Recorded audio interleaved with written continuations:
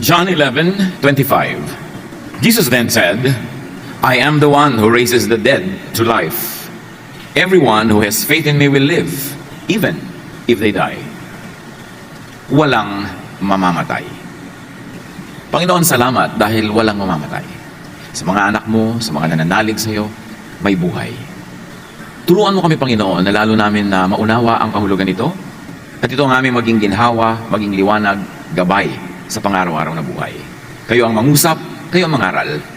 Ang lahat ng ito dinadalangin namin, pinagpapasalamat sa ngalan ng iyong anak na si Jesus.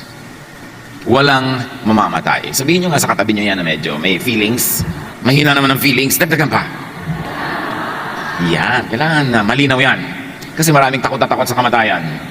John 11:17-21, isang familiar story na ngayon titingnan natin under a different lens para lalo natin makita yung mga iba pang malalalim na kahulugan. When Jesus got to Bethany, he found that Lazarus had already been in the tomb 4 days. Martha said to Jesus, Lord, if you had been here, my brother would not have died. Alam na natin ang kwentong ito, na si Lazarus ay namatay, kaibigan siya ni Jesus, pati ng kanyang dalawang kapatid na babaeng, si Mary at si Martha, kaibigan din ni Jesus. Nabalitaan na ni Jesus na nag-aagaw buhay itong si Lazarus na malubhang karamdaman pero hindi niya pinuntahan agad. At nung pumunta siya sa tahanan ng magkakapatid, patay na itong si Lazarus, 4 na araw nang nailibing. Kaya sabi agad sa kanya nitong kapatid na si Martha, kung sana lang dumating ka na maaga-aga pa, hindi sana namatay ang kapatid ko. The belief was that Jesus' physical presence could prevent death. But the truth was, faith in Jesus prevents death, whether or not Jesus was there physically. John 11:23, Jesus told her, your brother will live again. So there was comfort, there was cheer and hope in the answer of the Lord. Verse 24, Martha answered, I know that he will be raised to life on the last day when all the dead are raised. So dito, Martha echoed the common belief and aspiration of the Jewish people at the time that there is a future rising of the dead, that there is a future to look forward to, that it is all in the future tense. Sabi niya, I know, but that is not yet. I know that he will be raised to life on the last day. So kailangan hintayin pa yung last day na yon. And Western theology, for 2,000 years, had always fixed this kind of belief to some faraway future.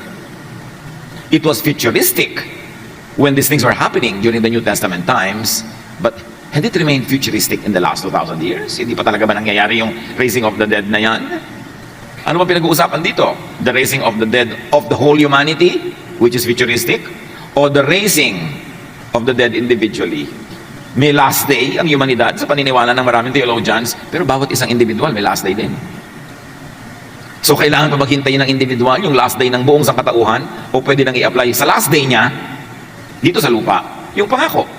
It's a very tantalizing option and a beautiful door to explore, to open and enter. That the future that the church had been looking forward to in the last 2,000 years could have already happened and has begun to happen and is applicable now. But going back to the story, sabi ni Jesus, your brother will be raised to life. Sabi nito si Martha, later pa yon. But we are devastated now. We want comfort, we want cheer, we want hope now. That was the unsaid, but that was the body language. That was between the lines. John 11:25, Jesus then said, I am the one who raises the dead to life. Jesus brings the tenses to the present. Sabi ni Martha, he will be raised to life on the last day. And sabi ni Jesus, I am the one who raises the dead to life. I am present tense. What you're talking about is future tense. Everyone who has faith in me will live. And I may add, spiritually, even if they die physically. Parenthetic yun, wala doon sa verse yung spiritually tsaka yung physically. But I'm trying to add it to suggest clarification of what Jesus was or could have been trying to say, or what I believe he was saying. I am the one who raises the dead to life. Everyone who has faith in me will live spiritually, even if they die physically. Faith will bring the physically dead back to spiritual life. That should be enough comfort, cheer, and hope for now. John 11:26. And everyone who lives spiritually because of faith in me will never really die spiritually, though they die physically, like Lazarus. Pag kinlarify natin at dinisect yung ibig sabihin para lalong luminaw sa atin, everyone who now has spiritual life because they believe in Jesus, because of their faith in Jesus, will never really die in a spiritual way, though they might die in a physical way. Faith will keep the physically living spiritually alive. Now na. Okay tayo mga magkakapatid. We are all physically alive right now, but we are also spiritually alive in the Lord. So dalawa yung life natin. Spiritual and physical. And faith will prevent spiritual death from happening despite physical death. So if any one of us would drop dead at the moment, and I hope no one does right now, but even if that happens, your faith in Jesus will prevent spiritual death, even if physical death happens. Dalawa kasi ang buhay natin spiritual at physical. Pag nakay Jesus ka, nananalig ka, mamatay man yung physical body mo, yung spiritual body mo, hindi madadamay doon. Tuloy ang buhay nun, walang nalagot. Ang nalagot lang ay hininga mo, hininga nung physical body, pero hindi nalagot ang yung spiritual life. Life or death of the body, that's irrelevant in our spiritual life. Jesus believers will die physically, but will not die spiritually. Itanim natin sa isip natin yan. Kaya ayoko nung term na pag kami mga kapatid tayo na sa kabilang buhay, ay namatay na po si ganon, namatay na po. So our internal family language for that is gumraduate. Pag nakatanggap ako ng text, gumraduate na po si ganon. May sadness ka kasi namatay yung physical body. Pero may iba ka rin dapat na nararamdaman na hope. Kasi gumraduate siya, ibig sabihin umasenso. Yung spiritual niya na buhay, umasenso. Nakawala sa kulungan ng katawan at lumaya para ganap at lubos na makipagniig sa Diyos who is Spirit. Your spiritual and eternal life, meaning your kingdom of God, meaning your heaven, starts the moment you believe in Jesus. You don't need to wait for physical death. It starts the moment you live in Jesusness. At merong shade of difference yung Jesus and Jesusness. Jesus is the person. Jesusness is the spirit of that person. The idea of that personhood. Kaya sabi, in the beginning was the Word, and the Word was with God, and the Word was God. Anong sinasabi doon? In the beginning was Jesusness. The idea, the Word, the concept, the love, the freedom, the healing. So in the beginning was Jesusness, and Jesusness was with God, and Jesusness was with God. And Jesusness was born and became a man, Jesus. So the concept of the word of Jesusness is not limited to the person Jesus. Kasi the idea, the word is pre-existent before the incarnation. So pag kasi minuni-muni natin yan, meron ng salvation, meron ng love, bago pa man silang ang naging taong si Jesus. Kasi si Jesus ay naging tao lamang na verbo o word na dati nang nag-exist bago pa ang incarnation. So paano nagkakaroon ng salvation? All people that believe in Jesus the person after He was born find salvation. But what happens to people who were born and who died before Jesus the man was born? Everyone else, everywhere, every time, who believed in Jesusness, in the Word, in that concept of love, in that concept of godliness, in that concept of the Father's forgiveness and acceptance, everyone who believed in the Word, though the Word had not been incarnated yet, found the kingdom of God. So it extends and expands the horizon of the kingdom of God and the members of God's family. Now it is eternal, permanent and timeless, meaning your spiritual life, not interrupted even by physical death. Muni-muniin natin yan mga kapatid. Your eternal life that started when you believed in Jesus is not interrupted by physical death. You move from life to life, from glory to glory. John 5:24, very truly I tell you, whoever hears my word and believes Him who sent me has eternal life, and he will not be judged, but has crossed over from death to life. Narinig mo ang turo ng Ama through Jesus. Narinig mo yung dating ideya lang na Jesusness through the person of Jesus. Naniwala ka, tinanggap mo yon. Lumipat na ang espiritu mo mula sa kamatayan tungo sa buhay na walang hanggan. Kahit nakatira pa dyan sa katawan mo yan, nagsimula na ang iyong eternity. At oras na namatay ang katawan mo, itinutuloy lang sa part 2 ang iyong eternity, which is now not hindered anymore by your physical body, set free from it, from its limitations, now fully compatible with the Spirit of God. Changed from glory to glory, changed unto a form that was the original Spirit given by God bago ito nakipag-isa sa alabok. Your heavenly spiritual life should not be mistaken for just an extension of earthly life in just another place. Yung iba, katulad ng marami, naku, pagka po ba nasa langit na tayo, maisusuot ko po ba ang aking favorite attire? Ano po kaya ang uulamin natin doon? Ano kaya ang pagkakakantahin natin doon? Ang iniisip nila doon sa heaven, doon sa spiritual life, sa eternal life, tulad din ng buhay dito sa lupa, lumipat lang ng lugar. Kaya paano po kaya yan? Litong-lito ako kung sino ang tunay kong pag-ibig dito. Sa kabilang buhay po kaya, iibigin ko pa rin silang lahat. So your heavenly spiritual life should not be trivialized. Huwag paliitin with oversimplification and overhumanization. Sobrang natin ginagawa anthropomorphic yung heaven, ginagawa nating pang-tao in terms of humans, in the way human life is lived. Kaya tinanong si Jesus ng mga tao, paano po yung babaeng 7 ang naging asawa dito sa buhay na ito? Nangamatay lahat, isa-isa? Naging legal wife siya noon, pero nangamatay lahat. Sa heaven, sino na po ang asawa niya? So ang nangyari, yung buhay ng babaeng ito at ng kanyang mga naging asawa ay inililipat lang ng tao sa kabilang buhay at akala nila yun ang heaven. Kaya ang sabi ni Jesus sa Matthew 20:30, at the resurrection, meaning when you're already in the other life, people will neither marry nor will be given in marriage. They will be like the angels in heaven. Ibig niyo po sabihin ng mga angels forever single? Ayan ka na naman, ginawa mo na namang human yung ibig sabihin Ang ibig sabihin lang, yung buhay dito at yung kabilang buhay, walang 1:1 correspondence. Huwag niyong ilipat sa kabila yung mga nauunawaan niyo tungkol dito sa buhay na ito. Kasi sa kabila, iba, bago ang lahat, ni hindi pa sumagi sa inyong guni-guni kung anong nandun. Revelation 21:5, He who has seated on the throne said, I am making everything new. Again, ginawa na naman ng Western theology ito na very futuristic. Sa end times pa lang mangyayari. Wala naman gano'n sinasabi. Kung pagkamatay mo, ina-apply na to, everything is new. Iba na. Kaya meron pa mga nagsasabi na, pagka namatay ako dati, magkakasawa uli, mamultuhin kita dyan. Ibig sabihin, namatay ka na, puro selos ka pa rin. Nasa kabilang buhay ka na, puro romance na naman ang iniisip mo sa buhay. Sabi ni Jesus, hindi ganun. Wala nang ganun. Yung pang dito sa lupa, pang dito lang. At wala kayong ideya kung ano yung nasa kabila. So huwag niyong pilitin na i-impose doon sa kabila kung ano yung alam niyo lang para dito. 1 Corinthians 2:9, but it is just as the scriptures say, what God has planned for people who love Him is more than eyes have seen or ears have heard. It has never even entered our minds. Malinaw. Ang pinaplano at nakaplano ng Diyos para sa atin sa kabilang buhay ay higit sa anumang nakita natin dito sa mundong ito, higit at lampas sa anumang narinig natin ni hindi pa sumasagi sa ating guni-guni.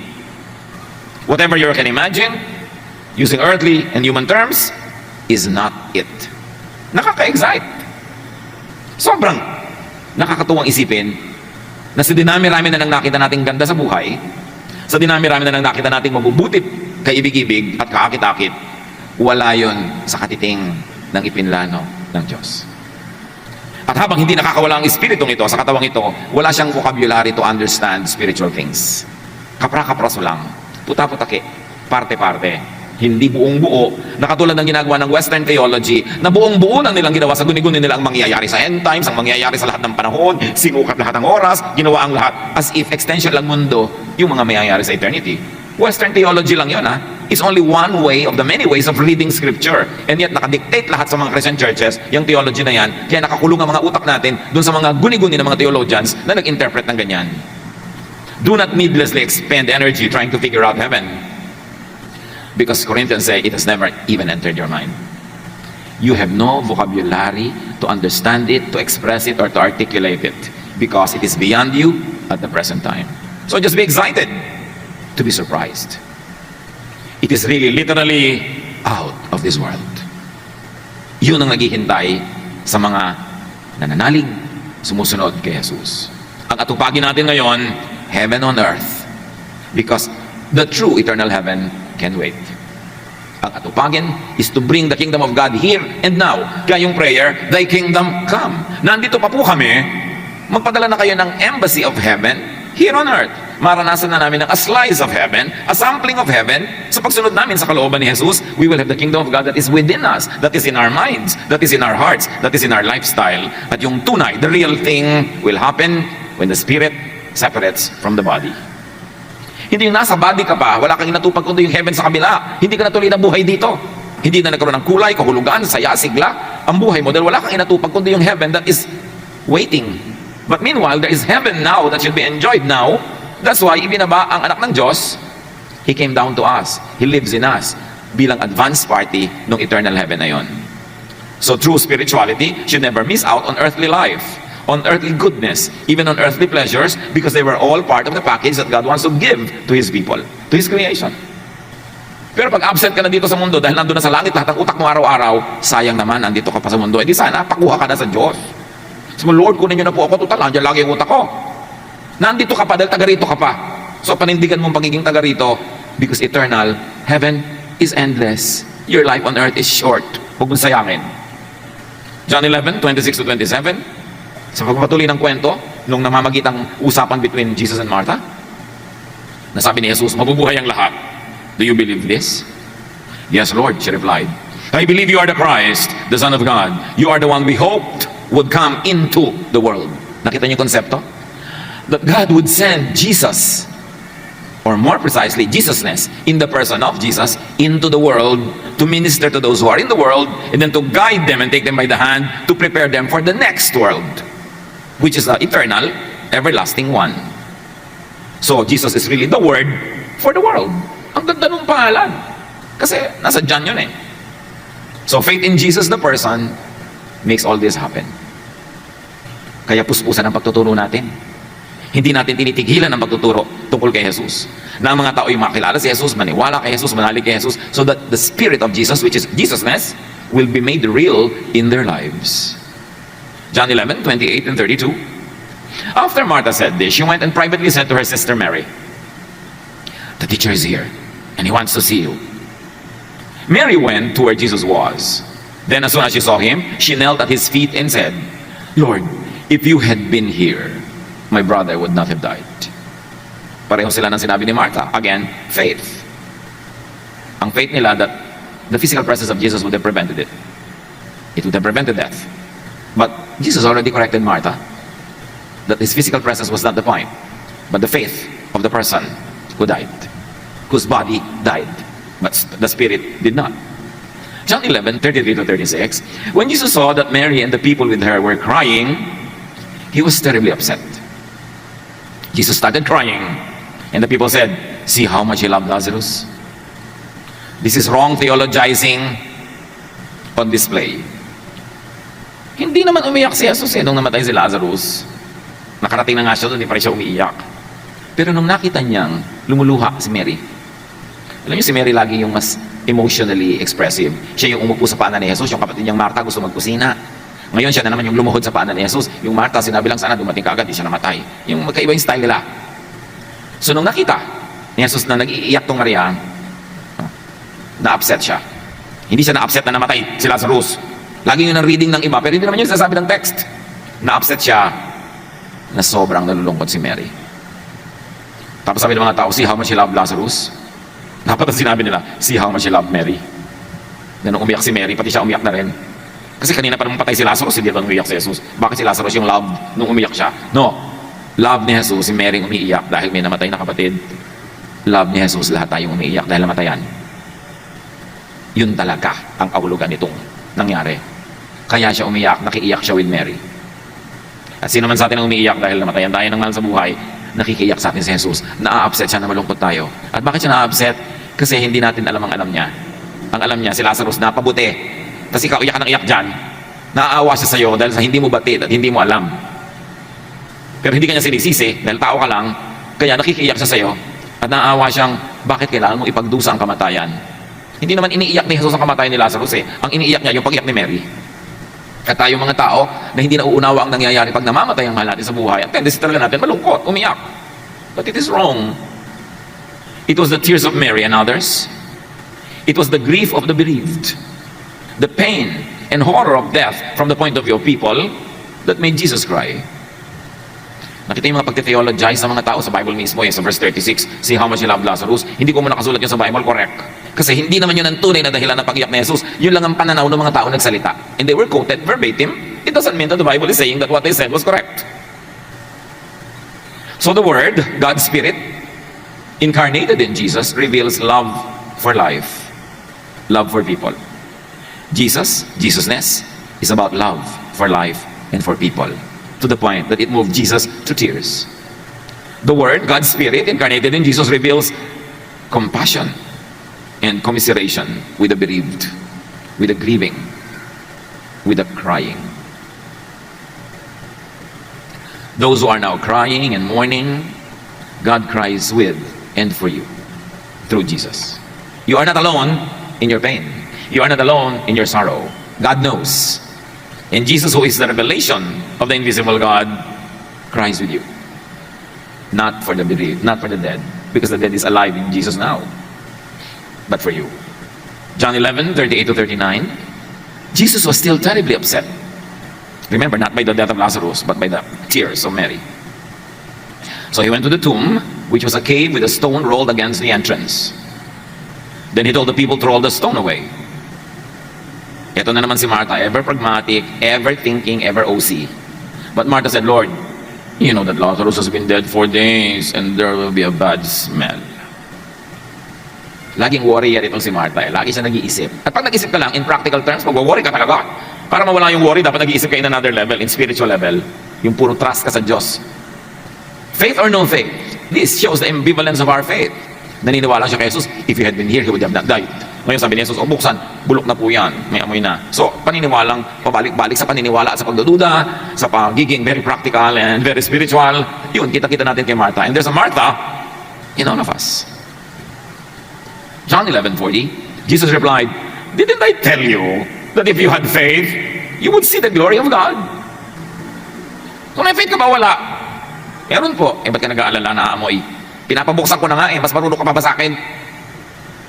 Ba't mo pinaproblema yan? To believe is to see. Common concept ng mga tao, to see is to believe. But in matter of faith, those who believe will see.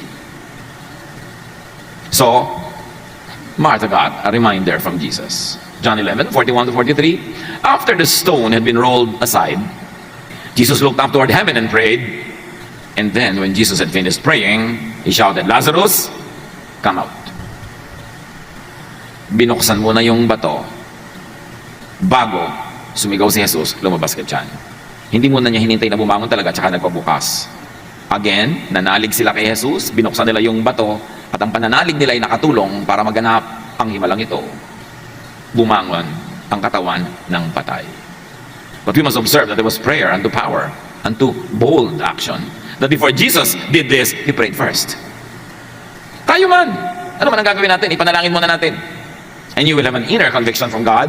Kung yung gusto mong mangyari, yun din ang gusto ng Panginoon. Because prayer empowers, it emboldens. When it is in accordance with God's will. Pinabuksan, tapos wala namang umalingasaw na amoy.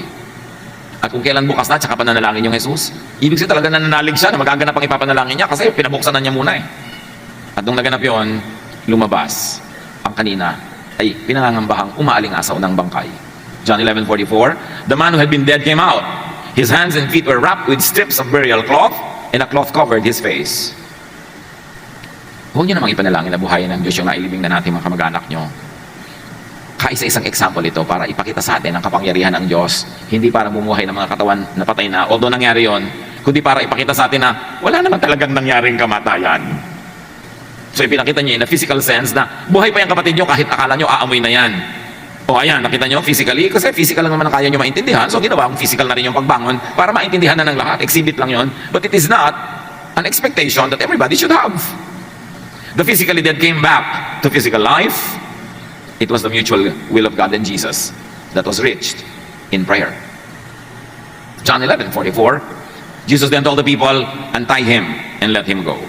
Lumabas ang katawan na nakabalot pa doon sa mga telang pambalot sa mga bangkay. Alam nyo, binabalot nila yan, mahigpit na mahigpit. Para kung sakali mong mawala na yung flesh, o magkahiwa-hiwala yung mga buto. So mahigpit ang tali. Nakabalot, tulad ng ginawa kay Jesus, nakabalot, nakatali, may takip ang mukha na tela. Kaya nung si Jesus ay bumangon, nung sinuot nila Pedro yung libingan, nakita nila yung mga pantali, yung mga tela, nandun nakalapag. Walang laman, pero nandun sa lugar. Ibig sabihin, ang katawan ni Jesus lumabas doon sa lalagyan. Kaya sabi nila, totoo nga. Kasi hindi naman niya tinanggal at kinalag yung mga tali. Buong buo pa, naka-assemble pa, nawala yung laman. Lumabas si Jesus. Ito, hindi naman siya si Jesus. Nakatali pa siya. Nakabalot pa siya. Sabi ni Jesus, kalagan, But you know what that really means? Ganun magmahal si Jesus kumpleto. Hindi lang, binuhay ka na pero nakatali ka pa rin. So, nakatali po ako. Pasensya ka na, binuhay na nga kita dyan. Magtsaga ka. No, pati tali, pati takip tinatanggal. Kaya yung dalagitang binuhay niya, sabi niya, painumin niyo, pakanin niyo. Kasi alam niya, gutom yun, matagal yun na naghingalo, matagal hindi nakakain. Kaya pagkabangon, hindi sapat na yun para talikuran si Jesus. Sabihin mo na, pakanin niyo. Pagdagalagan si Jesus kumpleto. From the big to the small things. Because loving people, sa kanila, walang small. Lahat big. Hindi nila mamaliitin ang pangangailangan ng taong minamahal nila. It was a complete ministration. That Jesus is about setting people free. Spiritually, emotionally, and in the level we can most understand, physically. To set people free physically. Ecclesiastes 12:7, the dust returns to the ground it came from at death, and the spirit returns to God who gave it. Internalizein nga natin ito. Pag namamatay ang tao, the body returns to the ground it came from, and the spirit returns to God who gave it. Yung iba, pinoproblema pa nila, ayaw pang magpa-cremate. Sabi, paano ko mabubuo pag bumalik ulit si Jesus? Pinoproblema mo ba kung paano ka nabuo nung isilang ka? Di ba ang Diyos ang gumawa nun? So, pinoproblema mo kung paano ka mabubuo? Ano ba, kahit ilibing ka naman buong buo dyan, di ka i-cremate? Kakainin ka rin ng mga langgam, ng mga kung ano-ano dyan, dahil yung physical body mo talaga magiging alikabok. Pag bumaha, aanurin na yan kung saan makakarating, magkakaiwalay ka rin. Magiging alikabok ka, tatangin ka ng hangin, magiging libag ka ng mga dumadaan. Kaya minsan, libag-libag yan, ay, ang lola ko ito. Di ba? Kasi nagiging libag yung mga katawan natin. Pero, hindi naman yan ang mahalaga eh. Diyos ang nakakaalam kung anong gagawin niya sa atin. The dust returns to the ground it came from. You cannot stop it. And the spirit returns to God who gave it. Though Lazarus physically died, he remained spiritually alive. Nothing changed in his spirit. In fact, if there was a change, it graduated to a higher consciousness. Everyone who has faith in me will live spiritually, sabi ni Jesus, even if they die physically. 1 Corinthians 15, I want you to know that our bodies of flesh and blood will decay. This means that they cannot share in God's kingdom, which lasts forever. I will explain a mystery to you. Not every one of us will die, but we will all be changed. Hindi tayo mamamatay lahat. Or better, grammatically, lahat tayo hindi mamamatay. Pero lahat tayo mababago. It will happen suddenly, quicker than the blink of an eye, at the sound of the last trumpet. Ito na naman yung last trumpet. In-interpret ng Western theology as end times, sa dulo ng mundo, sa pagwawakas ng lahat. Paano ko ang ibig sabihin ng last trumpet, hindi para sa buong sangkatauhan at sa planeta, kundi last trumpet mo as a person. Na pag tunog ng trompetang huling-huli para sa iyong physical life, you will be changed. And that is consistent with what everything else the Bible says about it. In a twinkling of an eye, pagkalagot ng hininga mo, you are changed. In a twinkling of an eye, at the last trumpet, your last trumpet. Huwag mong isipin yung last trumpet para sa buong planeta. Kaya tuloy nagiging future tense yung pakikipagniig sa Diyos, parang ang tagal pa. With the last trumpet, in a blinking of an eye, you will meet Jesus face to face. So the dead will be raised. Lagi na lang sa Western theology, all the dead. Paano kung ikaw yun? You, the dead, you will be raised. Paano po yung iba? Sana sila, basta ikaw. Pagkalagot ng hininga mo, kasama ka na ng Panginoon. We will all be changed so that we will never die again. So, binuhay ang katawan ni Lazarus para lang ipakita in very, very physical terms na hindi siya talaga namatay o ayan ang buhay. Paano po kanina? Patay siya. Kaya nga, perception mo lang yun. Sa perception ng heaven, hindi siya namatay. Ikaw lang ang nag-iisip noon. Verse 54, then the scriptures will come true. Death has lost the battle. Where is its victory? Where is its sting? So niya, talunan ng death dahil kay Jesus. So huwag mong tingnan yung katawan niya. Huwag mong silipin yung bulak niya sa ilong.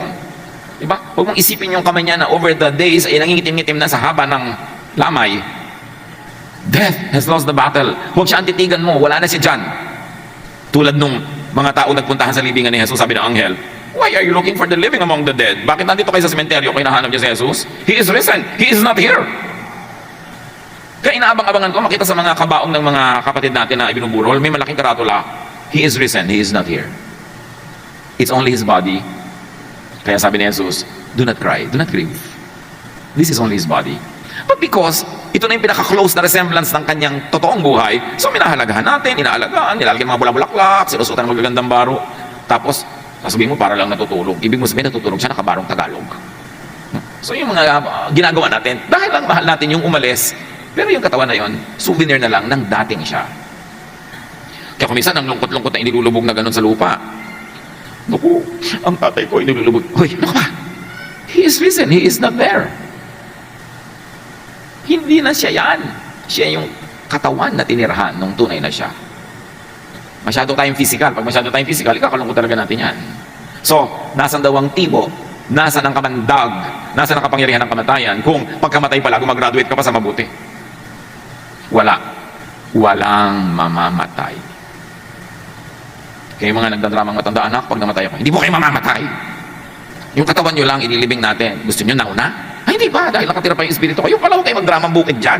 Pag nangyari na yun, tsaka, dapat natin yung ihanda. Meron pa, naibibili ko po kaya kayo ng ng memorial plan. Anak, knock on wood, baka naman ako mamatay. Gusto niyo mabuhay ng 300 years. 1,000 years. Kailangan mangyari yun para makawala ang ating espiritu sa kulungan na ito. Pero sana matagal pa. Bakit? Ito lang naman kasi buhay ang kilala natin. So hindi pa natin alam kung ano yung mas maganda doon. Ito ang pinakamagandang alam natin, kaya ayaw natin bumitaw. Pero buti na lang, hindi naman tayo nagpapasya kung kailan bibitaw. Ang Diyos na nagpapasya kung kailan yun mangyayari. So, pinapag-graduate tayo. Meron accelerated pa nga eh. Di ba? Sobrang bata pa, accelerated. Katulad ng mga iba, 12 years old pa lang, lawyer na. Di ba? Accelerated. Pero sana, sa buhay na ito, saka na acceleration, kahit repeater class, okay na. Di ba? Dahil ito ang kilala natin, ito yung alam natin, gusto natin enjoyin. Though Lazarus physically died, he went home to be with God. Ecclesiastes 12:7, the dust returns to the ground it came from, and the spirit returns to God who gave it. 2 Corinthians 5:7-8, but we live by faith, not by what we see. Mga kapatid, pag nakatingin kayo sa mahal nyo sa buhay na nakaburol, nag-aagaw buhay, may sakit, parang kukuhanin na, live by faith, not by what you see. Because what you see will make you sad. But what you do not see, what you believe in, will give you hope and joy and peace. We should be cheerful because we would rather leave these bodies and be at home with the Lord. Sabi, ang totoo lang, kung mag-iisip kayong mabuti, mas mainam pa na iwan ang katawan na ito kasi pag iwan mo dito, sa Diyos ka naman umuwi. Parang nasa pier ka. May mahal ka sa buhay na sumakay sa barko. Paglakad ng vapor, sentimiento ka, ayaw mo pang umalis, nakatingin ka pa. Papaliit, ng papaliit, ng papaliit ang barko. Sabi mo, ay papaliit ang barko. Pero yung Diyos na nandun sa kabilang panig, sabi niya, ayan, papalaki na ang barko. Kasi papalapit na sa Kanya. Point of view lang yan. Yung umaalis sa atin, umuwi sa Diyos. The sisters forgot to walk by faith. They walked by sight. That's why they were sad. But it's natural to be sad. Hindi naman magde-deny ka na sad ka kung sad ka. Siyempre nakakamiss yun eh. Nakakamiss talaga. At saka malungkot talaga yun. Abnormal naman yung hahalahalak ka, katuwan-tuwa ka pa dyan. Pero abnormal din na sobrang ka malungkot kung ikaw ay nasa Panginoon. Kasi unawain mo ibig sabihin na umalis man sa'yo, di ba? Umuwi naman sa Panginoon. It is our selfishness that should make us sad. Because actually, dapat natin ipagbunyi na nandun na siya. Though Lazarus physically died, he transferred to a much better place. Philippians 1:22-23, I don't know what to choose. I could keep on living and do something useful. It is hard choice to make. I want to die and be with Christ because that would be much better. But of course, Paul or the students of Paul speaking in behalf of Paul, iba naman kasi yung spirituality niya, kaya he'd rather die. Tayo alam natin, normally we'd rather live. Saka na, okay, to die is gain, pero to live is Christ muna tayo. Kaya nga dapat sulitin mo yung buhay dito. Philippians 1:21, to live is Christ, and to die is gain. If I would apply this, I'd say, habang buhay ako, ipapamuhay ko to para kay Jesus. At ayon sa turo ni Jesus, hindi ibig sabihin puro sacrifice ha. Kasi si Jesus was always eating, always drinking, going to weddings, going to feasts. Hindi ibig sabihin na to live is Christ papapayatin mo na yung sarili mo, kadidyeta. Wala ka na tupag kundi mag-deposit sa heaven bank. Dapat enjoyin mo yung buhay mo dito, yan din ang ibig sabihin to live is Christ. To minimize pain, to maximize pleasure, and to do the most good. And then when you die, tanggapin mo that it is gain. Imagine si Lazarus, nasa ama na. Kangangal-ngal nitong kapatid, ipinatawag pa uli. Paglabas niya siguro doon sa bato, sabi niya, nananahimik na ako, iiyak-iyak pa kayo dyan. Diba?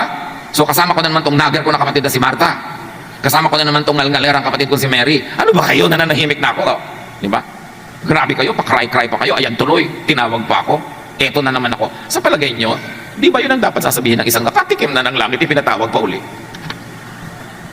O ano, magbabayad na naman tayo ng kuryente, ng tubig, di ba? Dapat kayo na lang naman problema niya, damay na naman ako.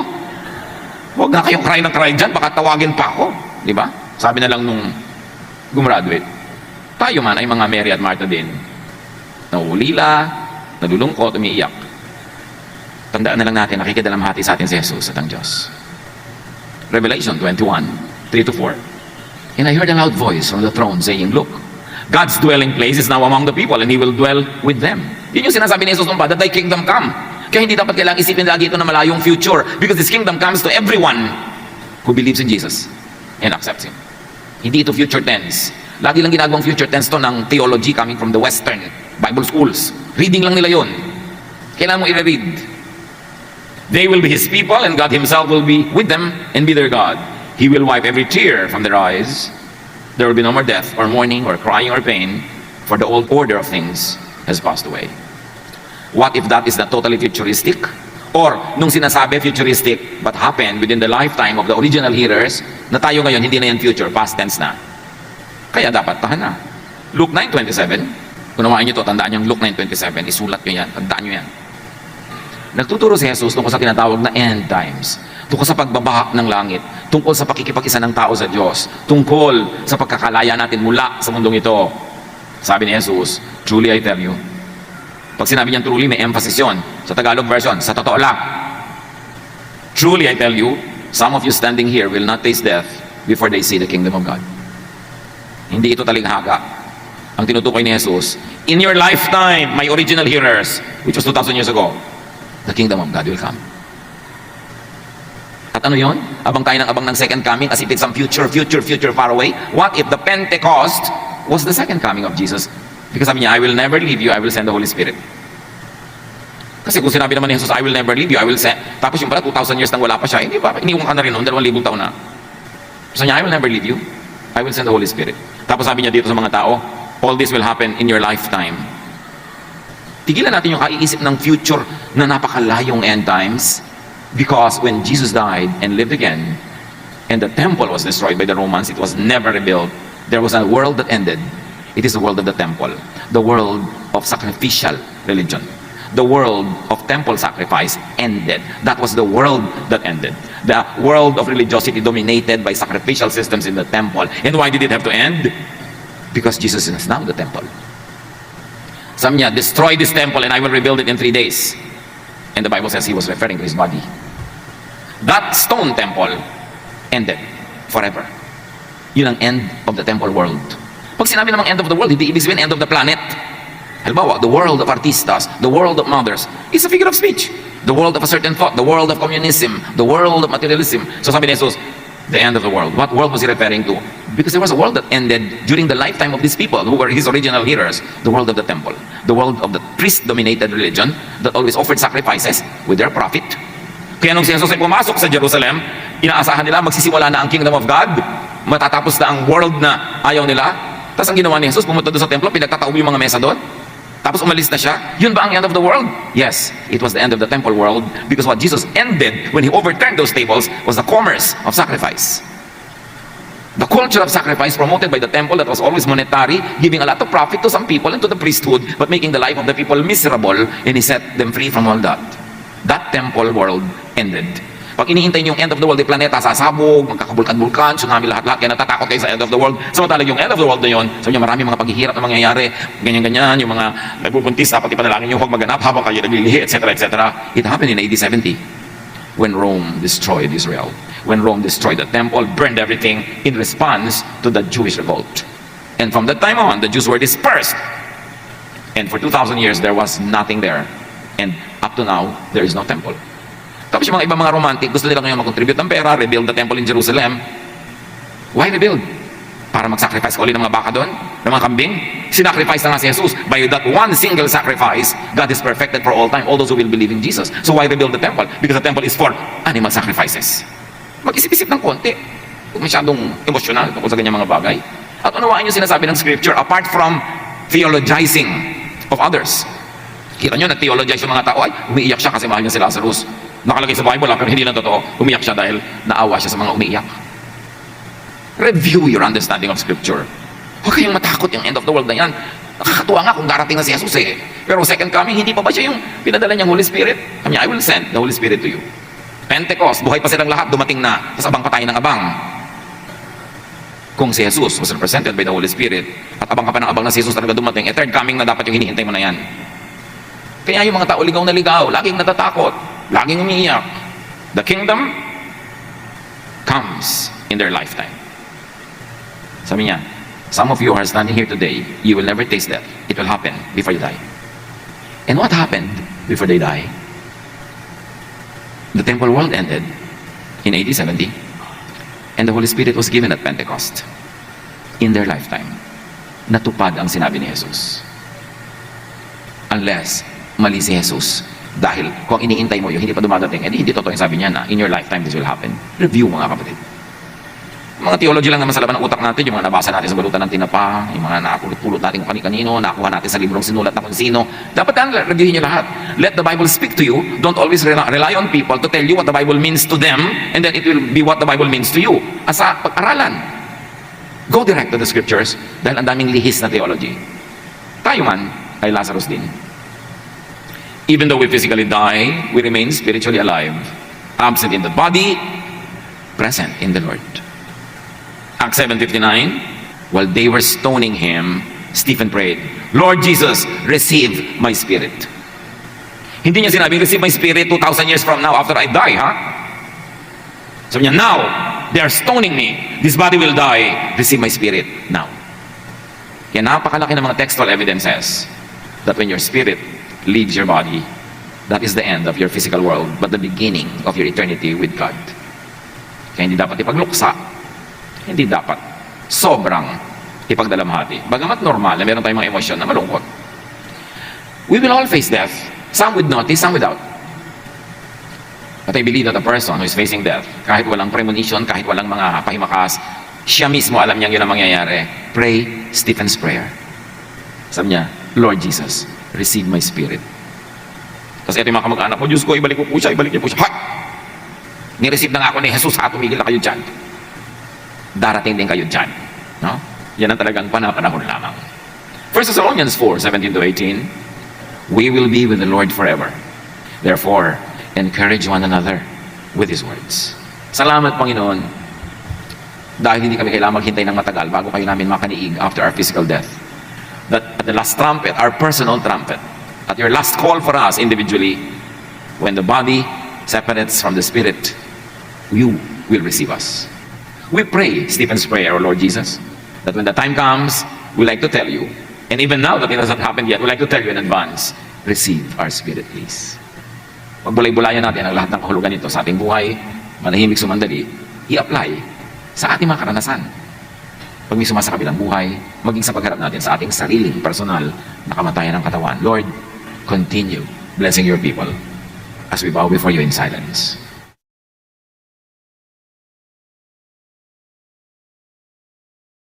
Love to you, mga pamangkin. Dito tayo mag-aral ng salita ng Diyos. Dito tayo mag-aral ng mga praktikal na bagay, magdalanginan para sa isa't isa, makinig ng mga mensahe, at dito tayo magsasama-sama spiritually sa ating official Ed Lapis YouTube channel na ang address ay Sabi ni Kuya Ed. Remember, dito tayo ha, Sabi ni Kuya Ed, ang ating official YouTube channel.